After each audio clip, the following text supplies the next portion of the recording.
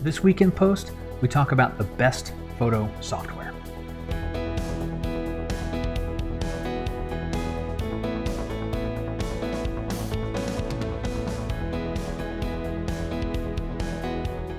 Hey everyone, I'm Scott Davenport. Welcome to In Post. Thanks for joining me today. The very first thing I want to tell you is 2018 workshops will be announced imminently, I think within a couple of days of this video going up. So if you have not subscribed to my mailing list, that's the place you're going to see the dates announced first. So people on my mailing list get the first opportunity to get on the ground floor and go shooting with me in 2018. If that's something of interest to you, head on over to my blog. There's a button all over the place so you can subscribe. And there's some free stuff you'll get right away. Some exclusive content, some textures, some presets. All good stuff there you have fun with. So today's topic, I guess this is going to be a little bit of a different episode of In Post. I'm not going to be processing a photo. I'm not going to be showing a photo technique. So I guess if that's what you're after today, maybe I'll see you next week. But what did come up is the question of what's the best photo software. If you've followed my work for a while, you know I've used a lot of different tools going back to the Aperture days where I had Aperture and I had Nik, and things have progressed from there. But over the course of the last several months, I've been asked, what's the best software? And especially in the last week, it must have come up 6 or 7 times. Like, once a day, what's the best software, Scott? Which one should I use? So I'm going to do my best to answer that question today. But there are a couple of caveats, and I want to get those out in front. So the first caveat is that I'm a person, right? I'm human, and I'm going to change. So it's 2017, summer of 2017 as I record this. And the bulk of my processing is done in Lightroom, On OnePhoto, and Luminar. Occasionally I'll use Aurora HDR, and occasionally I'll use Photoshop if my image needs that. So if you're watching this video in the future, and whatever I'm talking about on my blog or talking about in videos doesn't match what I talk about in this particular episode, well, that means time has marched on and apparently my photo habits and my style has changed. So that's the first interesting bit about recording this video. Best is kind of a snapshot in time. The second caveat is photography is about the photo that we're creating. It's not about necessarily the tools that we use to get there. Tools are important, don't take me wrong. It's like cameras, right? We can create great photos with a variety of cameras. We can process great photos with a variety of tools. And so if you like one tool over another, or if I don't mention your favorite tool, that's totally fine, right? You're using whatever is best for you, and that's okay. I've never had somebody look at one of my best images and go, wow, I love how you use the accent filter, or man, that's the best use of sunshine filter I've ever seen. It's never that, right? It's I like this photo, and it's more about the composition, the feeling that it invokes. So with those couple of things in mind, let's talk about the concept of the best photo software. So this question, it's been asked to me in a variety of forms. I look at my notes here. It's like, well, what tool is the best? What can I do with this tool that I can't do with that tool? Or, what's unique to this specific tool that I happen to use on a video or talked about on my blog? And those are all good questions to ask, right? Because the last thing anybody wants to do is go out and buy something that you kind of already have a way of doing. Now, I'll counter that argument with all this software, modern software today. It's all got free trials, so there's no harm in downloading it and trying it out for yourself. And that's it gets into the problem of describing what's best, because every photographer's different. Now, there's some commonalities, right? We want all of our tools to be super fast, and we expect all the basics. We expect exposure and contrast and detail and temperature and color controls. All that kind of stuff is your bare minimum. But then after that, it's less tangible. You might like more saturated photos or less saturated photos. You might want crisper contrast or something really grungy.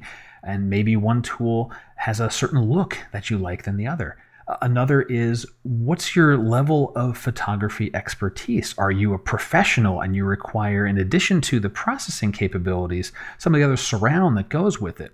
Printing, asset management are a couple of things that come to mind. You might like a certain tool's interface more than another because Each of us has a different approach to photography, as well as a different approach to how we see the world. Left brain, right brain. Some people are good with numbers. Some people are great with literature. The same types of things happen when we're using these tools, where you might enjoy the interface of one tool versus another. It's more intuitive. It just makes more sense to you. So I use a variety of tools in my processing, and why do I do that? Well, one reason is I just like exploring new software, to see what are the new capabilities, what's different, what's interesting, and I think that helps me become, I don't run the risk as much of becoming formulaic with my processing. If I'm trying out something new, I'm going to have to stumble around a little bit as I learn the new software, and sometimes you discover things along the way. Now, the other reason is a little more practical. There are certain looks that I like from certain tools. Like I love the glow looks from Luminar. I can't live without dynamic contrast in ON1. And so when I have an image that I need to have, let's say, contrast, I'm going to ON1. That's my go-to tool for that. If I have something that needs a glow, I'm probably turning to Luminar to do that. And maybe it's the same image. Maybe they're different images. I don't have to use every tool on every photo. And this kind of lends into one of my favorite ways this question was asked by David. He said, why do you decide to use one tool versus another? And it's a variant on what's best. But the reason I like the way that's phrased is it becomes about the photo. It's not about the tool. It's about the end result, right? It's about the photo. It's about the photographer. Why are you choosing to use this tool? And it's, well, I'm looking for a certain look. I'm trying to get a certain feeling out of the photo. And I know I can do that in one tool over another, or my preferred method of doing it is one tool or another. The math in these tools is different, and you may be able to massage one tool to produce a look that's similar to another, or you could just use a separate tool. Or maybe you can't do that. Maybe there's certain looks that you just can't get anywhere else. And so I think I like that phrasing of the question is, why are you choosing one over the other? And it's driven by what's the need that I have for the image that I'm working on. So kind of to sum this up, if it hasn't been painfully obvious already, I don't think there's a single best piece of software, right? They all have strengths, they all have weaknesses, and it's really a matter of the individual photographer to decide what works for them, and not necessarily all the time, but for certain types of images. And so I think the tip of the week really is that one piece of photo software doesn't have to replace something you already have. It can augment. It can be something you can have, more than one choice to do things. That does mean a bit of a time investment. You have to go learn a new tool, but the similarities are there. And as you work with one or two tools, you'll start to find that third one or that fourth one, the mechanics become pretty similar, but the looks can be quite different. And if you have no idea where to start, I've got a blog post I wrote toward the end of last year, 2016, that is like, what's the best RAW processor for you? And so go check that out. And I just kind of run down the differences of that at a high level of 5 different packages. I want to stress that for you part, right? That's really a key theme here. What's best for me may not be best for you, maybe not be best for your friend.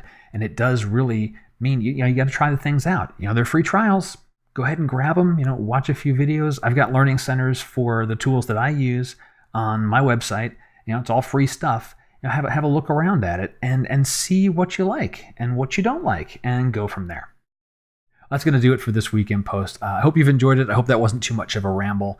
And I'd like to hear your thoughts about photo tools that you use, or why you like one particular tool for a certain type of job versus another. It'd be great to hear about that. Comments below the video here, or if you got questions, hit me up through my website. You can contact me directly, and it'd be good to hear from you.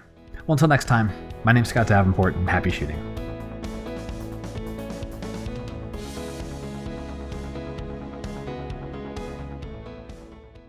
So now if you're watching this in the future, whatever time in the future it happens to be now, this time travel thing's kind of weird. Let me try this again. I keep my tenses straight. This is a little confusing.